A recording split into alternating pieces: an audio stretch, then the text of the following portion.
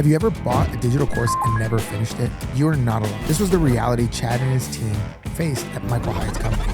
They had thousands of customers buying their digital courses on leadership and productivity, but the transformation wasn't happening. They knew something had to change. Enter the Full Focus Planner. They believed in it so much that they pre-sold it before manufacturing a single unit. That moment changed everything about their business. Sometimes the biggest opportunities come when you're willing to question your current success. What happened next still gives Chad goosebumps. So there's something about you and I that you may not know that I have a history with connected to the work you've done, which is Michael Hyatt and Platform, the book Platform, and building out Michael Hyatt's world. I remember reading, Platform was probably, it's over a decade now. Oh, 100, yeah. Yeah, it's it's a long time ago. Mm-hmm. I remember reading that as one, and then I remember modeling my blog after Michael Hyatt's blog. I remember seeing how he was kind of pushing out this whole platform building paradigm.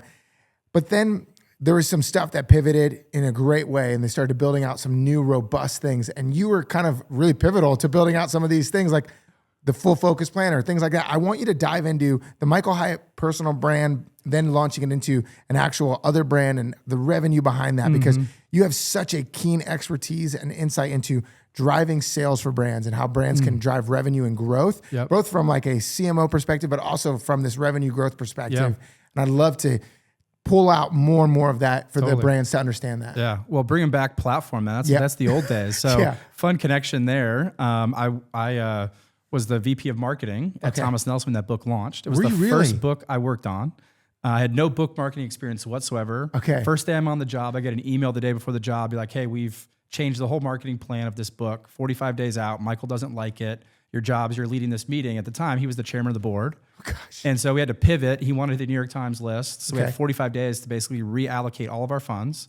So what did you do? Now you're throwing, we're going somewhere, but now we're going to for a moment. What did you do? I mean, we literally at that point, Seth Godin had just done this big kind of launch, and we really modeled after something he did, which was around kind of the pre-launch order incentives, which in the book publishing world at that time, believe it or not, didn't happen. And now it's like everywhere, but it was like, what that looked like and online content, everything.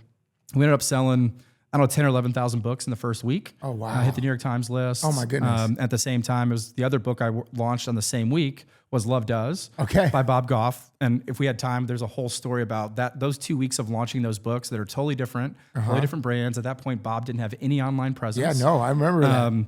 And Bob would hate me for saying this, but this will be fun. Yeah. Is 3 days into the launch, Bob called me like irate. No way. Yeah. And he's like, how come we're not doing the stuff Michael's doing? Oh gosh. And because he had Michael on, or Michael had Bob on like an interview, and, he had an audience. Yeah. And Bob, we were like, at that time it was leveraging Donald Miller's audience because he was kind of known in A Million Miles in 1,000 Years. And the strategy with Bob's book was no one knows who this guy is, but the book's incredible. And so I had gotten our team, the company, to approve up to 5,000 books to give away. Oh, wow. So most get like 500. So we 10x'd it. And so 5,000 books, and Bob called me irate, and I was like, Bob, listen, your book 3 years from now is going to be outselling Platform 10 to 1. Like Platform is, it's a hot topic right now. Yeah. It's a niche book. Yours is going to be a much bigger book. Wow. Sure enough, Platforms, I think, sold 200, 300,000 copies. Love Does is well over 1 million now. Wow. So you saw that long play and you go like, this is going to work out this way. And so it was just fun to, hear that connection. And so, I was at Thomas Nelson for about 6 years, worked on 43 New York Times. Which is a massive publishing house, especially in the faith world, but also beyond. Yeah, so HarperCollins bought it. So now it's kind of rebranded HarperCollins Christian along with Zondervan. Worked on 43 New York Times bestsellers. I share this because this is how I got connected to Hyatt. Yeah. And then towards the end, a lot of the A-list authors said, hey, what would it look like for you to not only help launch my book, but take my IP and build a business off of? Really build a brand. Yeah. And so I did that. And towards the end, Michael found out that I was leaving and called me and was like, hey, will you come help me grow this company? And I said, well, I'd love to, but was it called Full Focus Planner? No, it was just Michael Hyatt and Company at the time. I was like, I wish I could, but I can't because I had already signed 4 pretty big contracts with pretty big authors. And I was like, I'm starting a marketing agency, basically. Yeah. So then he hired me on a contract basis. Wow. And then about 2 years in, I went to try to fire him and said, hey, you're 50% of my time, but only about 10% of the agency's revenue. We got to figure it out. 6 to 9 months, like, hey, I'd love to find someone to fit that role. Long story short, 2 days later, he's like, hey, what would it like for us to hire you? Made him an offer I didn't think he'd say yes to. He did.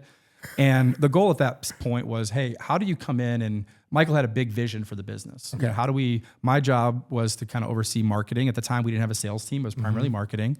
And it was, how do we develop non-Michael revenue? Just real quick, I want to put a pin in, how do we drive that? When you said sales marketing, how do you distinguish the two? Like that's a really good question. I think in today's modern age of like, people being able to buy through cart and all of that, and that's considered a sale. Yeah. But to me, in the world that I work in, the moment there needs to be a human interaction, I call that sales. Okay. So great. That's fair. Marketing, if you go to buy clothes, things like that, obviously that's direct sales, there's a sales process there that I would say you need to look at. But to me, it's when a person needs to be involved and marketing hands off the lead that was generated to a person. In my world, that's the way that I distinguish the two. That's great. So then we circle back to Mike. It just had marketing going. There wasn't no sales, or was sales? I can't. No sales. Just really a very small team of marketing. They brought over 3 or 4 from my agency. Oh, wow. And to kind of really bolster the team. And at the time, they were just north of 7 figures. Okay. I was employee number 3. We had maybe 12 contractors. It was primarily kind of a contractor-led business. When I left, we were mid 8 figures business. And we had, what do you attribute that 40, growth 50. We had a great team, great products. Yeah. We pivoted. When I joined, 98% of our revenue was digital courses. Within 3 years, that flipped. Less than 2% of our revenue. Okay, we got to double tap into that. So 98% of it is online courses. What are you then going to go? We got to diversify this. We got to. What are you doing? What are you saying? How are you moving this team towards? So we literally had this conversation to say, hey, this is such a noisy market. We're in leadership and productivity. Those are the 2 things that Michael was an expert at. That was what his blog's about. Okay. Anyone could own this space. Yeah. Anyone could do that. And from a digital course, I called it digital dust. Yeah. People buy these things and they sit on a computer and no one consumes the content. Yep. And Michael was all about transformation. Yeah. So when you have 2,000 people buy a product, only 200 people go through the product, 1,800 people are sitting there waiting to maybe consume it on a rainy day or when you're frustrated or whatever. It just wasn't working. Yeah. It worked from a P&L standpoint. Yeah. But from a transformation standpoint, it didn't work. I mean, that's worth even pausing about. That was the dirty little secret back then. I mean, that's the reality of coursework. And everyone was doing it. And we were like, there's a finite timeline to this. Absolutely. And there's a whole world that wants to keep you thinking you need to buy more and more courses to then get better and better, and then realizing I'm not going to get any better from this course because I actually got to go do the work instead of just watching it. Yep. But you're going, hey, from a P&L standpoint, this is great. But from a transformation standpoint, and the vision for the company, what Michael wanted to do, which I don't know how many people truly look at it like that. Like a lot of people would have rode that thing till it was over, going like, "Oh, it was who scary. Cares it was scary." So it was scary. Because and goal setting was like our number one thing. So we were driven. It felt like we grew that thing from $1 million to mid 8 figures in 5 years. And I would say, this is an upside and a downside. Yeah. We were super goal driven. Yeah. It felt like you were never winning, even though we were winning like crazy. Because you constantly have a new thing in front of you. Yeah, new thing, and that was kind of like, we were just all hard chargers. That wasn't like Michael's fault or someone, it was just us as an executive team. We agreed that's what it was. Yeah. And so it was just always more. So then you make this change, you tell your team, hey, we're going to pivot, we're going to diversify, we know it's going to impact us. What was the... Yeah, so we actually, as an executive team, read the book Revenge of Analog. Okay. And so there was about the the reprisal of the record industry, physical, the tactile experiences we as humans, which I also think in this AI world, I think we're going to be craving human interaction. Yeah. Like if you as a brand can create human interaction experiences, you're going to be ahead of the game, So yes, that's a whole other conversation. Next episode. Let's go. So, that's where the planner idea came in. So the full focus planner, because Revenge of Analog, we're like, hey, how do we take the content that we have in our flagship courses, which are on goal setting and productivity? We know leaders, the thing that keep people from achieving goals is actually writing their goals down and revisiting them. That was the hypothesis. You knew this because of data you had from the courses you created. Totally. So you had this whole data pool of what's working and what's not working. So that was the hypothesis of the planner. Okay. And that was only the first 3 pages of the planner, which is kind of funny. Because you write down your goals in the planner and then it's like, hey, every week you're going to revisit that. But now, and Michael's a big Franklin Covey fan. I remember, and Michael in his corner, he had maybe 55 to 60 planners in the corner. He had bought every planner under the sun. Yeah, I remember my dad going to the mall, to the Covey store and buying all these planners. Totally. Yeah, I totally remember that. And Michael, I'll never forget it, because it was one of those goosebumps moments. Okay. It was me and Michael and Joel Miller. Joel's Michael's son-in-law. He was married to Megan, the daughter, who was also involved. And Michael was just kind of he was at his wit's end, because he was just like, I don't know how to create this. I know we need a physical planner, but I don't know, and Joel and I looked at each other like, we already have the content. It's sitting in the courses. Now we just have to productize it and become physical. And we're like, hey, and Joel was like, hey, will you let me run with this in my team, and we'll get you a mock-up in 48 hours. Whoa. And so literally this was a car ride. It was Joel Miller and Mike Burns. Went in a car ride to pick up one of their kids from school, or Joel had to make a 45-minute trek. So he asked Mike to sit in the car with him. And literally told him, and Mike, he just sketched it out page by page on that, 45-minute one way, so an hour and a half. And there was more work than just that, but then ran it by Michael and got it about 80% there, and Michael finalized it. And before we knew it, we had a product. We pre-sold it. I can remember to the day of getting printers, just making a fake mock-up for marketing and branding purposes. But we did a pre-launch campaign. We didn't know how much we'd sell. Yeah, I was gonna say, what's the logic behind a pre-launch campaign? Why were you guys doing it that way? So in a physical product like that, there's just tons of cost of goods, and so what do? We order 10,000, we sell 2,000, we're sitting on 8,000 inventory. That sucks. And with the digital course, we were so used to hey, you sell it, you deliver it via email. It's, so our business model wasn't set up for managing inventory and holding inventory and all of it. So we decided to do pre-orders, and we kind of knew the timeline, so we could kind of say roughly. And first day we sold $500,000 in planners. Oh my goodness! We're sitting at Blackberry Farm, a resort, and I remember just it was like cocaine. I've never done cocaine, but I hear it's addicting. Just refreshing Shopify just by the second. It's 5 more sales, boom, boom, boom. It was nothing like that in my career. I would say, it was just we knew it'd be big, but we didn't know it'd be that big. Oh my goodness! And that moment, that changed everything for the business. Because it started giving us a vision for different things, and what people really want, and the evolution of the Michael Hyatt brand changed. Yeah, it was no longer just a personal brand of an individual. Yeah, and so our strategy was, hey, we know we got to launch this brand on the backs of our email list and Michael Hyatt, but the vision was that people wouldn't know Michael; they would know the Full Focus Planner. And so there wasn't, at that time, plans to rebrand the company as Full Focus Co. or Full Focus Company. That really came about 4 years later. Where it was just hey, it just makes sense. And everything kind of fits. We wanted to own the word focus. That was the word we wanted to own. What do you say when someone's it's going to be too confusing for people? You got the Full Focus Planner, you got Michael Hyatt. Did you guys ever wrestle with that? Oh yeah. And how did I would say that's why it took us forever to do it. Because we've been in business, and Michael's the name and all of it. But and sometimes it makes sense, because if you're really trying to sell the business, you kind of almost have to. And that's not totally true. I mean, we actually did an evaluation of the top 100 brands in America. 60 of them started with the personal brand. Versace. Things like that, now Versace's dead. You did this whole research on to say, okay, could we, just as an argument, we could keep it, Franklin Covey's been dead for a long time. That brand is still, doing well. Could be doing I would have been hard with the hotels. Yeah, that's true. Yeah, we would always be that's very, very true. So, I forget, we had another name that we ran with for a little bit, and it just didn't do anything. Okay. So then for you, when you go from doing that, building that out, massive success, it's working really well. What's driving you? And you're what kind of problems are you thinking you're trying to solve that even start to pivot your career? When you're thinking in this space of marketing, CMO, the ways that your brain works. And even in this conversation, I'm seeing things you say so natural language for you that aren't for other people. So what's driving you now after you've had this success? The company starts to see the growth. What's going on next for you in that? It's one of those brands. In an organization like that, it's hey, what's next? How are we going to grow? There's a ceiling to a planner. I think just the market, and I would say it's a high-end planner. I mean, it's $50 a quarter. So you're spending. Okay, I need to say this because it's so good.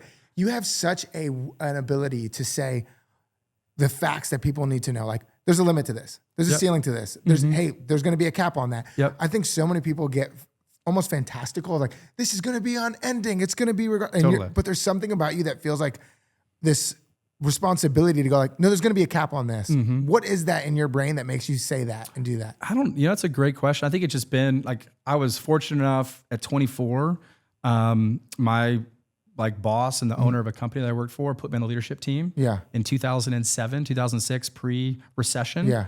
I was at the leadership table making really hard decisions and looking at product lines and all of that at such a young age. I think I've just been in the executive boardroom for so long. And, executives just have different conversations than the average employee. I've owned multiple businesses. So even I'm working inside of Michael's business, I think like an entrepreneur. Yeah.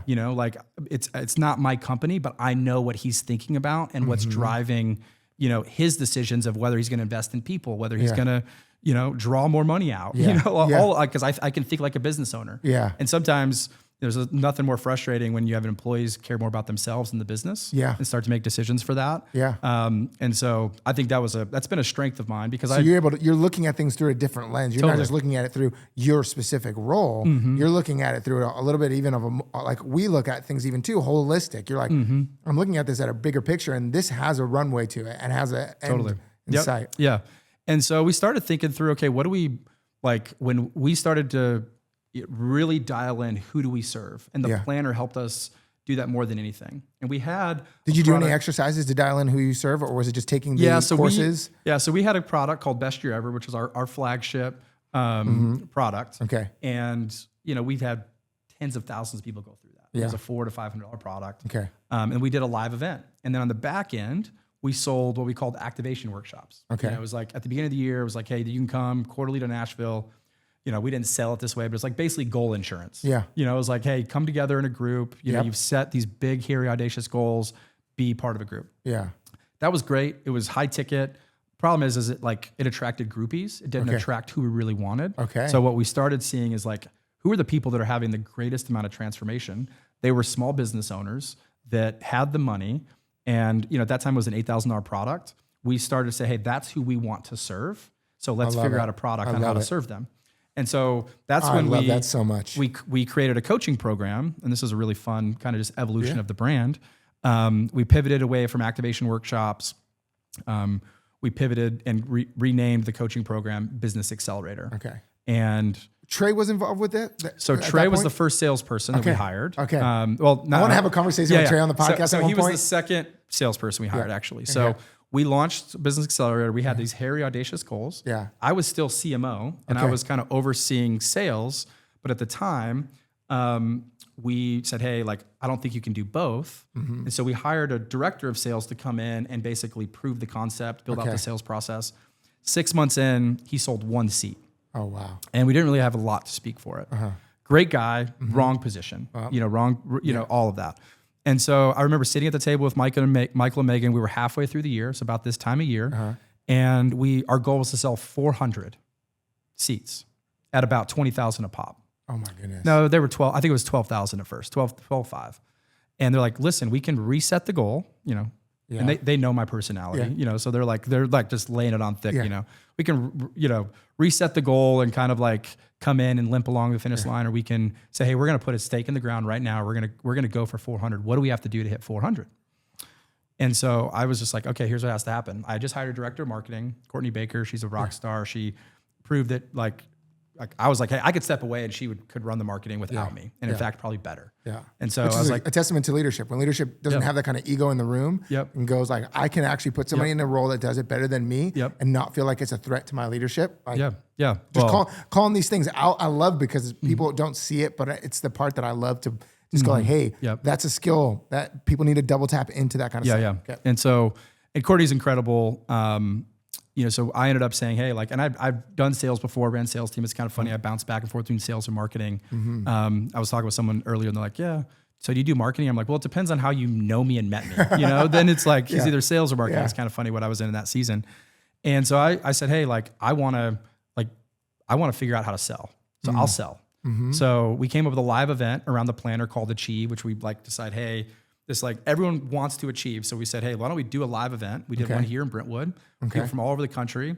And that's when we launched Business Accelerator at the live event. Okay. So we sold 100. Which is the coaching program. Yeah. So we sold 100 on site from that event. Okay. So that was like well on our way. And then we said we started maximizing our podcast, all of it to book calls, just kind of built out our sales system.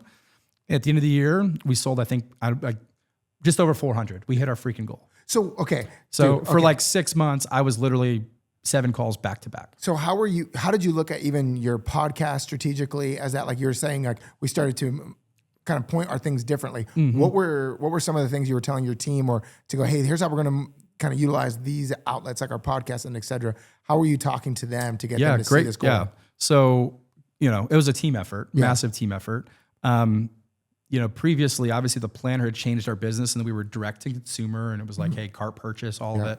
But, our we were really good at webinars. Mm-hmm. And so we sold really well, our courses and stuff on webinars and things. So we said, hey, why don't we, we didn't really do webinars for the planner because it's a $40 purchase. It's a quick decision. Yeah. There's not a whole lot of trust and nurturing. It's like, hey, if this is a need, we'll buy it. Yeah. Again, things that you say that no one else is going to see. You're like, hey, the price point doesn't require as much nurturing as this price point. Mm-hmm. This product takes a longer cycle to get a customer at. Mm-hmm. So we've got to look at this differently. And so you're going, hey, we don't really need to do that for that.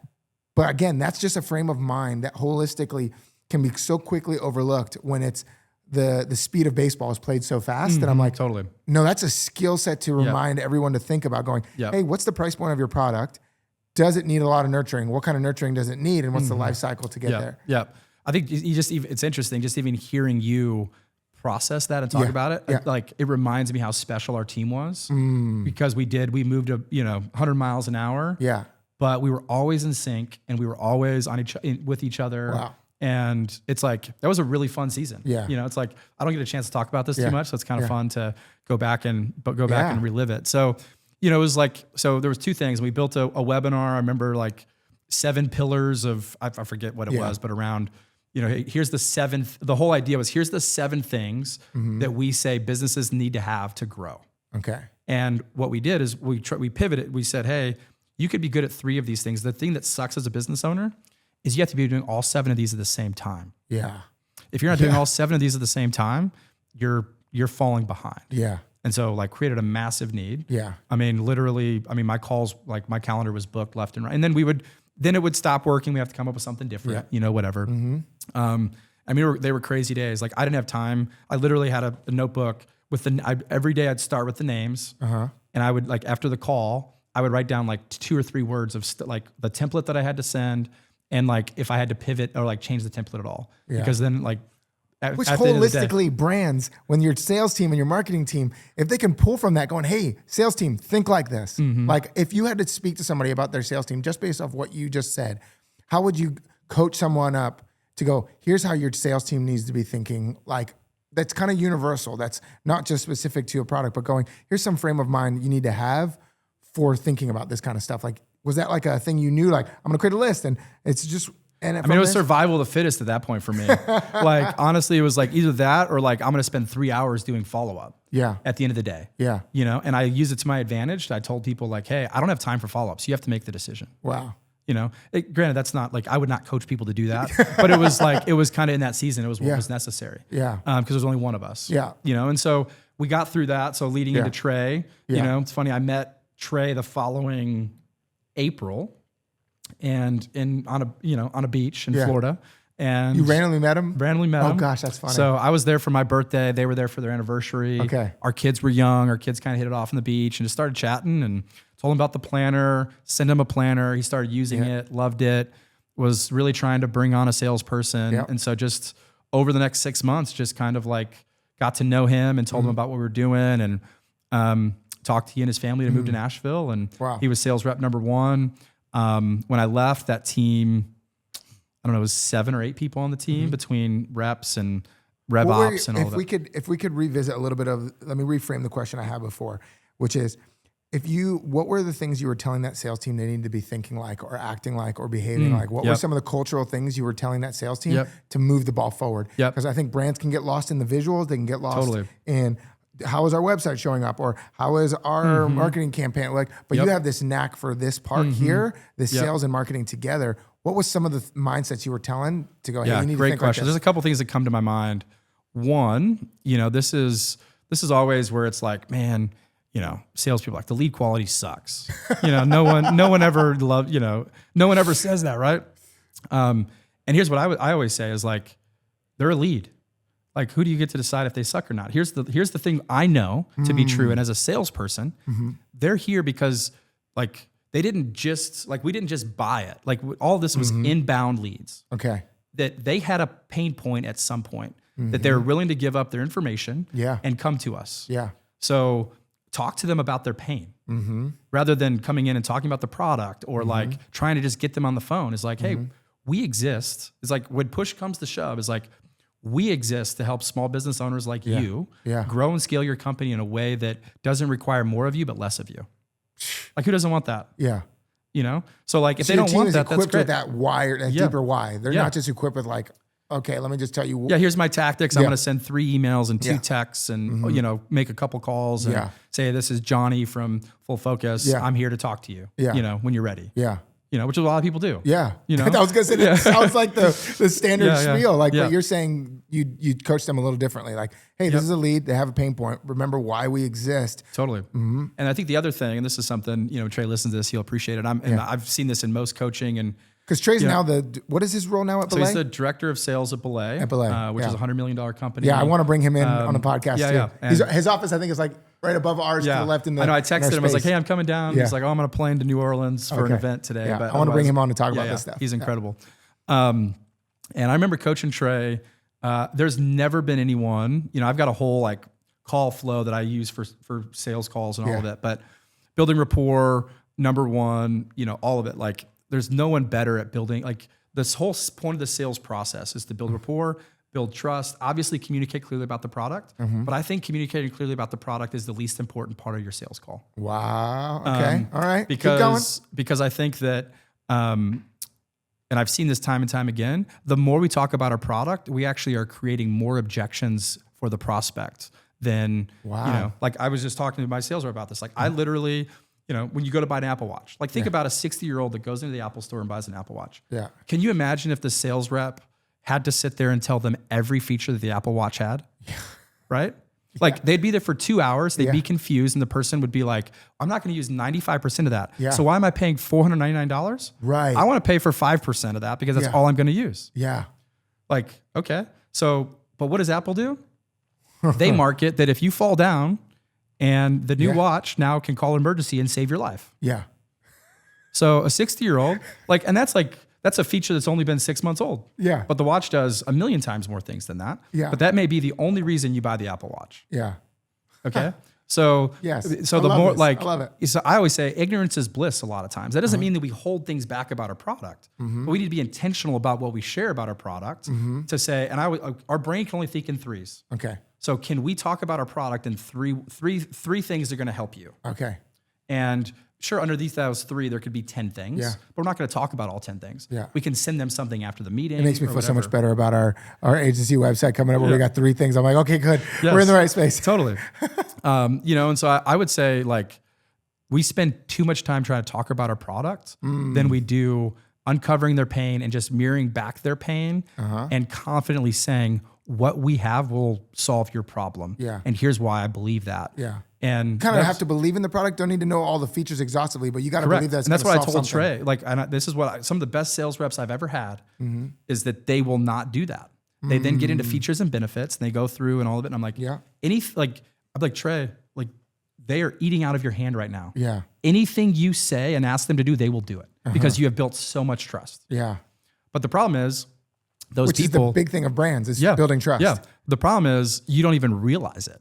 But like, so watching it, I'm like, dude, they're in hook, line, and sinker. And then those people are some of those people, like Trey's just a super nice guy. Yeah. For him to like become pushy, you know, in his mind, he's going to become pushy as a sales rep. Yeah. I'm like, Trey, there's nothing in this world that's ever going to cause you to be pushy. Wow. And I'm using Trey as an example. That's like a lot. Like that's to me, those are the best salespeople, not the like, obviously you've got the dirty salespeople who are going to say anything and everything to get the product sold. Manipulators. But I would never hire those people. Right.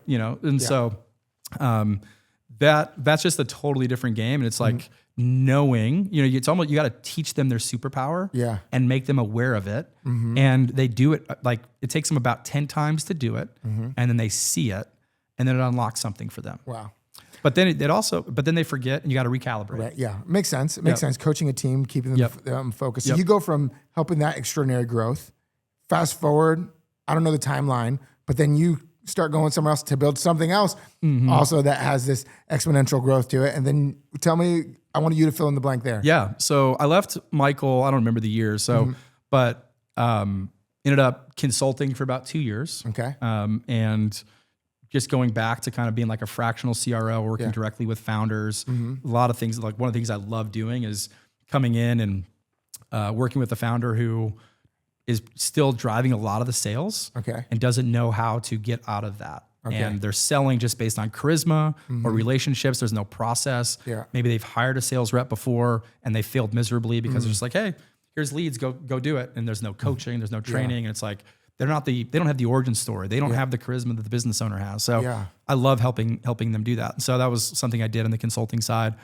And one of those clients ended up being Donald Miller. Okay. And they brought me in to, for those that don't know Donald Miller, paint a picture of Donald Miller. Yeah. So Don and I knew each other because I helped launch a couple books when I was at Thomas Nelson. His book, Scary Close. New York Times bestseller. Yeah. New York Times bestseller, wrote a book called Blue Like Jazz. I guess that's now 25 years ago, 25, 30 years ago. Wow. I was in college, so I'm 45 or 42 now. So 20 something years ago. And he was a memoirist. Yeah. And then became just this like really wanted to know everything about story. So became an expert in story, started helping businesses understand, the narrative of the customer and the story of the customer, not the brand. It's all about making the customer the hero, customer first. Most of us as brands tend to make the brand the hero, not the customer. And so that just really took off. Started out as like a physical. It was an event, right? Yeah, like a 3-day event. You came. I think it was called something else. It was like Storyline or something. Well, Storyline was the first event. And then he transitioned to once they kind of realized business. Storyline was like towards the consumer, helping you kind of do your like life plan. Okay. And then realized businesses were asking him to do it. And then they rebranded as StoryBrand for that. Yeah. Started doing 3-day events in Nashville. 30, 40 people would come and do that. Obviously, then they launched a book. Then they launched certification where marketing agencies could leverage the framework.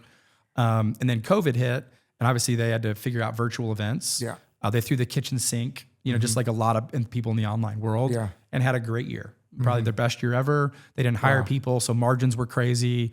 They got PPP funding. Was this before Business Made Simple, or was that at the same time Business Made Simple happened? It was about the same time. So Business Made Simple was kind of like the kitchen sink. Okay. Got it. And so they grew, and then about 3 years in a row, they kind of steadily just slightly declined, but still were ahead of 2019 numbers, but not 2020, And so Don was just at a place, he was frustrated with growth, and so he's like, hey, I'd love for you to come in and help us think differently. Yeah. And so originally it started out as a consulting. So I consulted for about 9 months, similar to kind of with Michael. Yeah. And then things happened and ended up joining the team full time.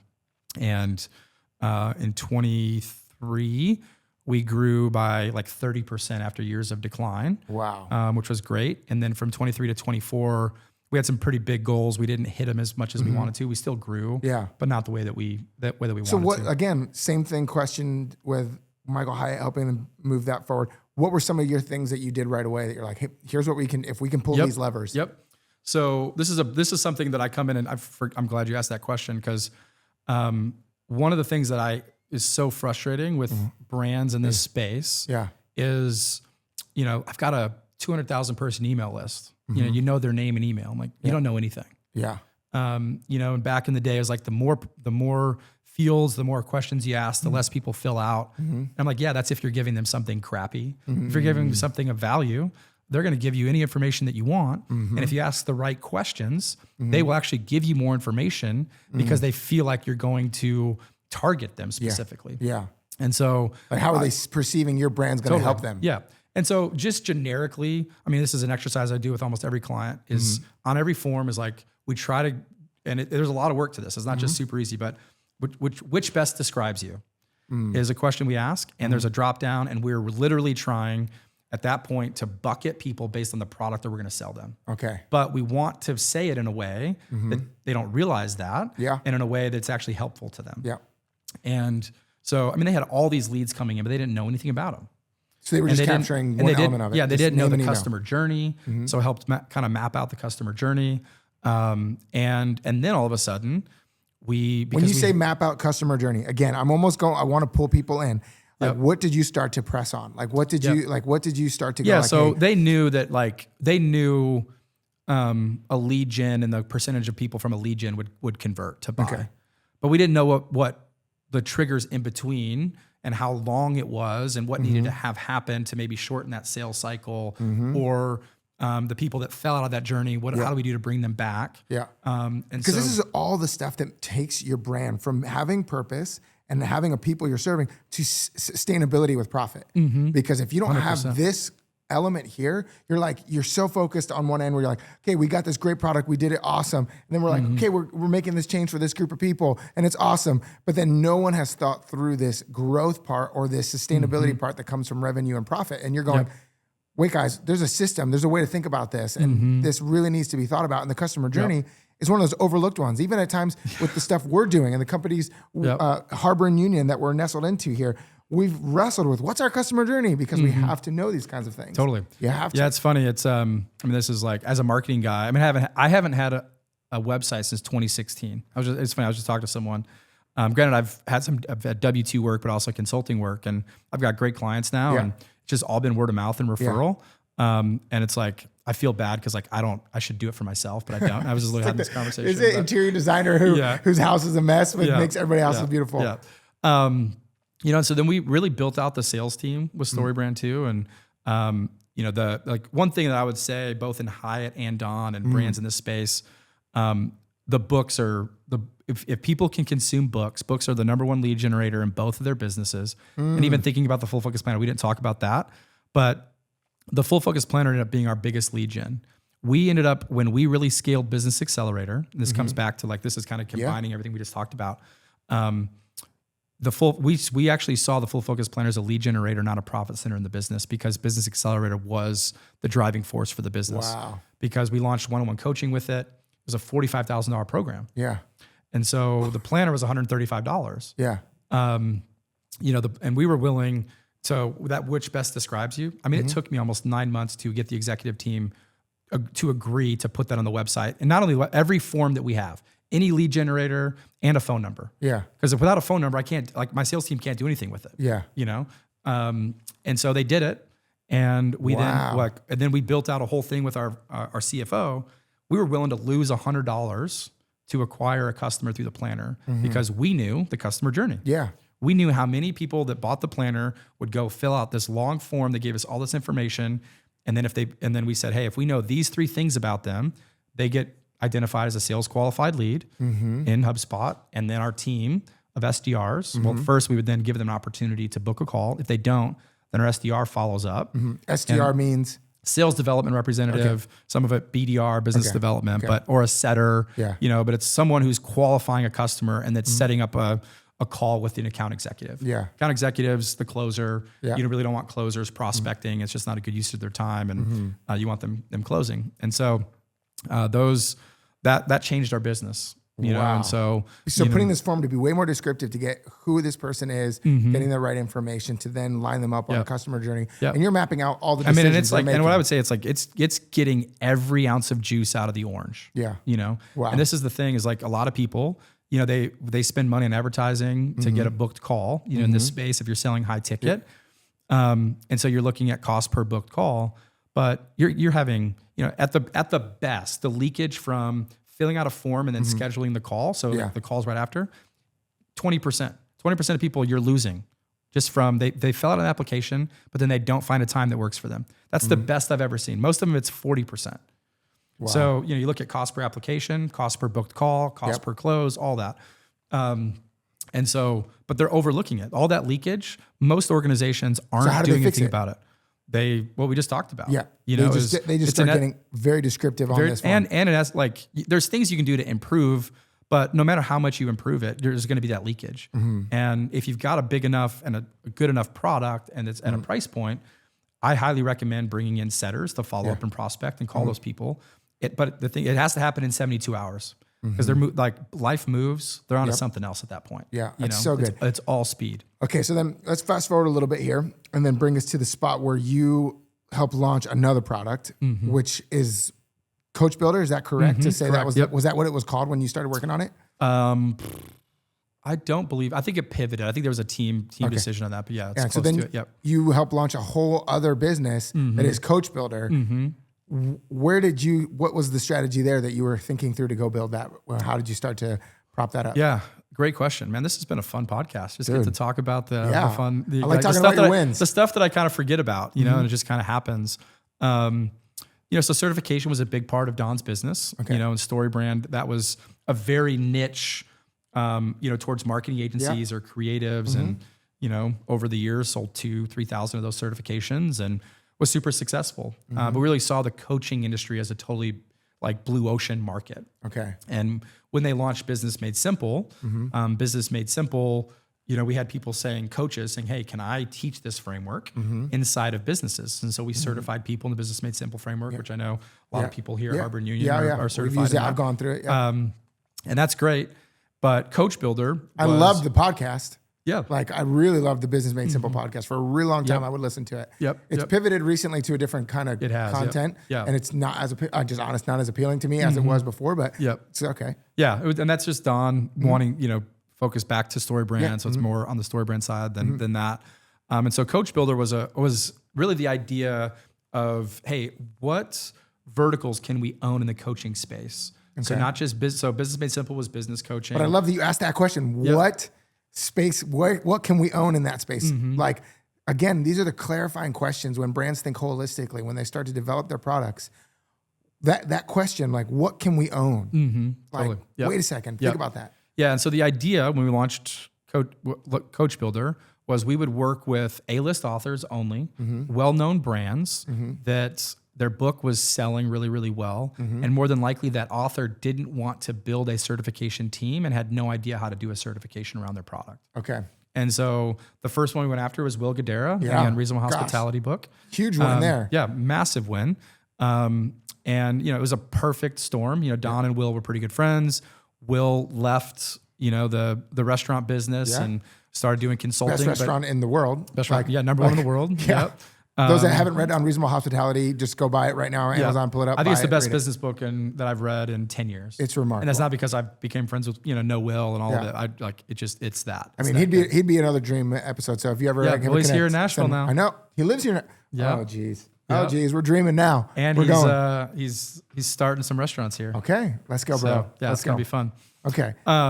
So Will's the first one. Yeah, so Will's the first people one. in Unreasonable Hospitality. Yeah, Unreasonable Hospitality. Where, you know, because he would go in, he'd get paid 50 to 150, like, I mean, I don't know. I'm guessing. Numbers. I don't know those numbers. But I know what I charge. And if I were Will, I'd be charging a lot more than I charge. You know, and so to come in, I mean, one of the stories he shares is he worked with Toyota, one of, like, not Toyota, but like one of the largest Toyota dealerships. They own like 50 or 60 in the country.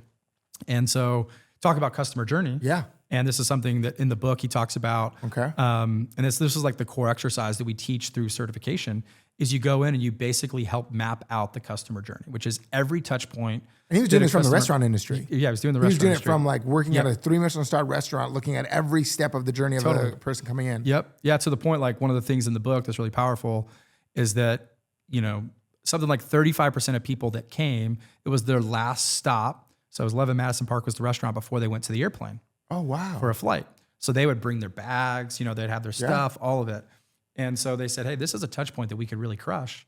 So every night they would make fresh food for people that were flying out. If they knew they were flying out, when they checked out, they would give them this little goodie bag of granola, which was one of their things that we're really known for, and a couple other things. Gosh, I love this so much. Just to be able to go on the airplane. And it's like, oh, like, who's not going to come back after that? And it probably cost them $50 to $60. Yeah. But I mean, the average that experience with the brand is remarkable. The average ticket there was I think $1,600 a person. Yeah, I was going to say, you're dealing with a 3 Michelin star, best restaurant in the world. Yeah. The bill is no less than $1,000 per person. Probably. Exactly. Yeah. And so the vision was, hey, could we partner with people like that, where the book's working, all of it? So and I would say criteria. Yeah. Already. And I think the premise is still, will it work? It worked with Will. Yeah. But with Don kind of going back to StoryBrand, all of it, and I don't think there's anyone owning the relationship side of that to be, but I think it's a massive still opportunity, and I think they're still working on it. So then so that means, again, you're alluding here that you pivoted out of building that and helping that drive and create that. So let's wrap this thing up with the obsessed. We'll go through in like less than 8 minutes here. What you're doing now, I've gone to a couple of Zenith Lab things, and you have a little bit of your own framework, the obsessed framework. Yep. Let's wrap everything up around that and what you're doing now and how that's helping businesses and how people can think through that right now. So the obsessed framework, I'm an aggressive guy. If you don't know the Enneagram, I'm Enneagram 8. So likewise, brother. We're in the same camp. A lot of energy. So, and I just think business owners are cut from a different cloth. There's always something we're obsessing about. Yeah. Or you're just an executive or a leader. We're all just cut from a different cloth.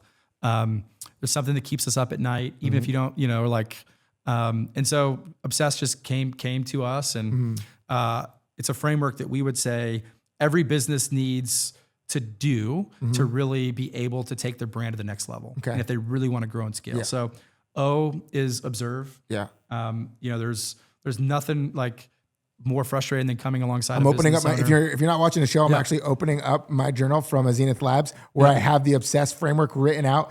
O, I'm gonna steal your thunder right now. Go for it. O is observe. B is benchmark. S is strategize. Am I right so far? Yep. And then E is execute. Yep. S is scale, and XS is sustain. Yep. So I'm just going over them quickly because I actually really like it, and I had it in my notebook. Yeah. And so where I think a lot of people just focus is strategize and execute. Yeah. Or scale, and people don't take the time to observe their business. And it's one of the things that before I take on a client, I always will do a 1-day strategy session where it's literally I'm coming in and observing your business. And then B is benchmark, where it's like, hey, you're $5 million, you want to be a $40 million company? Well, like who's doing it? Like, is the TAM there, total addressable market? Can we really do that? And like, it's easier outside to come in and challenge the founder or CEO to be like, hey, it's probably not possible and doable, and your team's not going to get on board. Yeah. Let's come up with a realistic growth plan that we know that we can execute and scale. Yeah. And so it's really, really fun. And then, kind of the strategy session really helps with that. In there, where does the challenger, the niche, the leader, the visionary, those quadrants, where does that sit? Is that in benchmark or strategize? That's going to be in strategize. Okay, cool. Yeah. It was one of the ones I took away where it's like, are you the challenger in your market? Are you the niche player in your market? Are you the leader in your market? Or are you the visionary, the industry disruptor? Because that's what's going to identify from a strategy standpoint how you're going to attack the market. So it's knowing who you are and being clear about that. And then if your team understands that, they can make decisions based on that. Yeah, I've used that frame, those 4 quadrants. I've used that so many times with how we're thinking about brands and awesome. Building our own work here, this company, and going like, all right, who are we in this space? Like, how are we disrupting and how are we challenging conventional norms? Let me say, I've said this, I think we were in the room together recently, and I was like, if you're not following what Chris is doing and you're wondering from a social media standpoint, like creating content and from a brand perspective, I don't think there's anyone doing it better. Wow. Obviously, there's people with larger numbers, but that doesn't mean crap. Yeah. And so that to me, I just say the numbers will come. I mean, you're being, faithful, you're crushing it.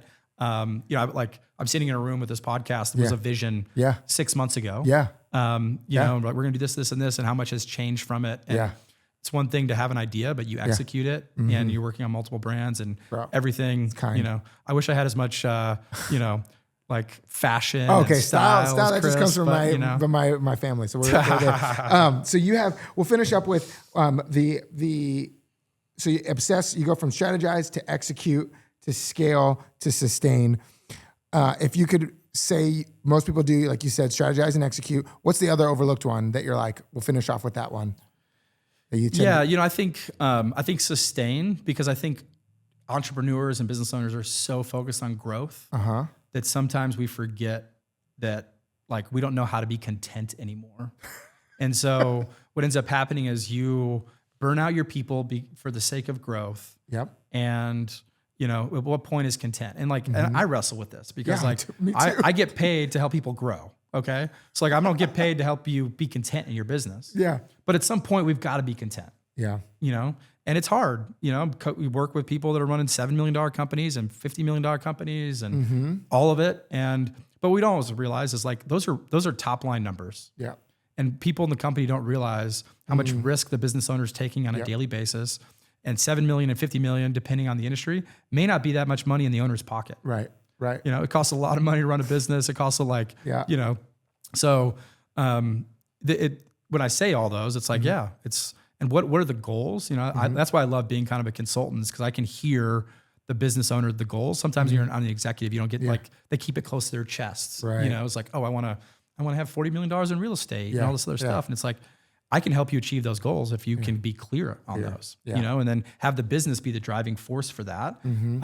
But at some point, you've got to be okay with your business sustaining. And that doesn't mean that your business isn't going to grow, but it's not going to scale. Yeah. There's a ceiling for it. Bro, this has been phenomenal. We're going to need a part 2 for sure to deep dive into some of these other topics. Thanks for coming today. Yeah, such an honor. Really appreciate being here. Thanks, Chris.